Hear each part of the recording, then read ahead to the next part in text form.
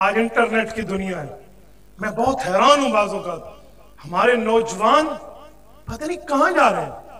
Package اپنا، پیسے اپنے، موبائل اپنا، آئی ڈی اپنی، وقت اپنا، ہاتھ اپنا، استعمال ہم کافروں کے ہاتھے ہو رہے ہوتے ہیں. قادیانی رسول اللہ صلی اللہ علیہ وسلم کی گستاخی کرے گا اور نیٹ پر بھیجے گا، اسے پتہ ہے کسی نے آگے شیئر نہیں کرنی. انہیں طریقہ بدلا، بھیس بدلا، لباس بدلا، انداز بدلا، طرز بدلا. کیا؟ گستاخی لکھ کر نیچے لکھتے لعنت بھیجو، آگے پھیلا دو.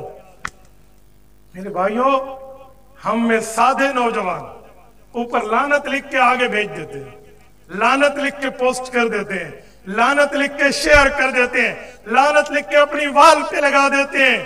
اور سادے مسلمان، تو سمجھ رہا ہے میں اس پہ لعنت کر رہا ہوں، لیکن دراصل تو قادیانیوں کی چیز کو آگے پھیلا رہا ہے، تو دشمن کے پیغام کو آگے پھیلا رہا ہے. وہ دشمن نے چال چلی ہے، دشمن نے سازش کی ہے. تیرے پیسے، تیرے موبائل، تیری آئی ڈی پر وہ بول رہا ہے. سنو میں ایک جملہ کہتا ہوں. صحابہ کرام کے دور میں بھی تو گستاخیاں ہوئی ہیں. صحابہ کرام کیا کرتے تھے؟ گستاخوں کو پاؤں کے نیچے رکھے، حضور کی تعریف کو عام کیا، گستاخی کو ختم کیا، تعریف اور مدحت مصطفیٰ کو عام کیا. یاد رکھیں، گستاخی لعنت بھیج کے پھیلانے کی نہیں ہوتی، ڈیلیٹ کرنے کی ہوتی ہے. حضور کی تعریف کو عام کیا جاتا ہے. اس لیے یاد رکھنا، قرآن کریم میں ہے، سورۃ یاسین میں پارہ نمبر 23 رب کائنات فرماتے ہیں الیوم نختم علی افواہہم. جو بولتے ہو نا زبانوں سے، یہ زبان قیامت میں بند کر دی جائے گی. پھر کیا ہوگا؟ حساب کتاب کیسے ہوگا؟ کہا جی ہاں، وَتُكَلِّمُنَا أَيْدِيهِمْ، ہاتھ بولیں گے. آج شیئر کر لو، آج پھیلا لو، آج اس انگلی کو چلا کے آگے پورا کام کر لو. وَتُكَلِّمُنَا أَيْدِيهِمْ، یہ ہاتھ رب العزت کے دربار میں جواب دے ہو. وَتَشْهَدُ أَرْجُلُهُمْ، پاؤں بولے گا. کس کی امداد پہ چلا تھا؟ کس کے معاملات کیے تھے؟ بِمَا كَانُوا يَكْسِبُونَ، کیا کام کیا تھا اس نے، کیا معاملہ تھا اس کا، تو یہ بولے گا.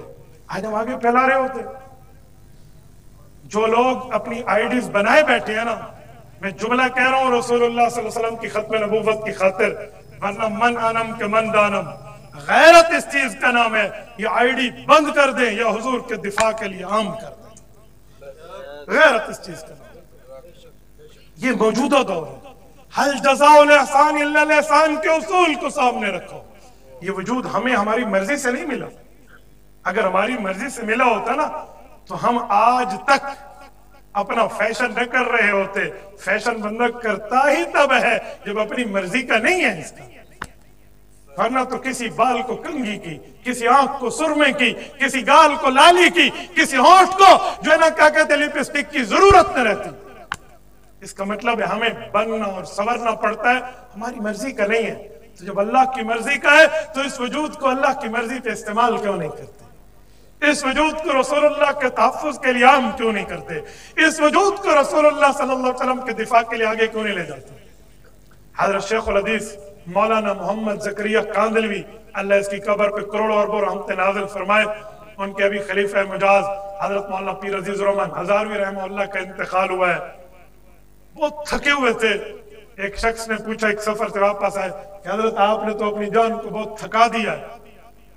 فرمانے لگے عمر تو میری مسنون پوری ہو چکی ہے، لیکن اس وجود سے میں نے کیا کرنا ہے، اور اگر حضور پاک کی تائید کے لیے نہ چلا سکا تو اس جسم سے میں نے کیا لینا دینا ہے؟ اس جسم سے میں نے کون سا لینا دینا ہے؟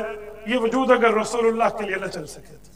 میرے دوستو، آئی ڈیز بنائی ہوئی ہیں نا، یہ آئی ڈی کلوز کر دو. یہ حل جزاء الا الاحسان کے اصول کے تحت چل کر اس آئی ڈی کو اللہ کے نبی کی ذات کے لیے وقف کر دو. یہ بات یاد رکھیں.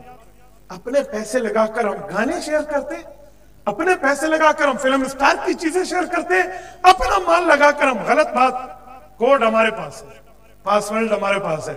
رات کو انتقال ہو گیا اور صبح قبر میں کھلی تو یہ شیئر ہوتے رہے گا اور ہم قبر میں بھگتتے رہیں گے. حقیقت میں شیئر ہوتا رہے گا اور ہم بھگتتے رہیں گے قبر میں. نہ ادھر سے کوئی ڈیلیٹ کرنے والا ہوگا، نہ ادھر سے کوئی مٹانے والا ہوگا. میرے دوستو، رسول اللہ صلی اللہ علیہ وسلم کے تحفظ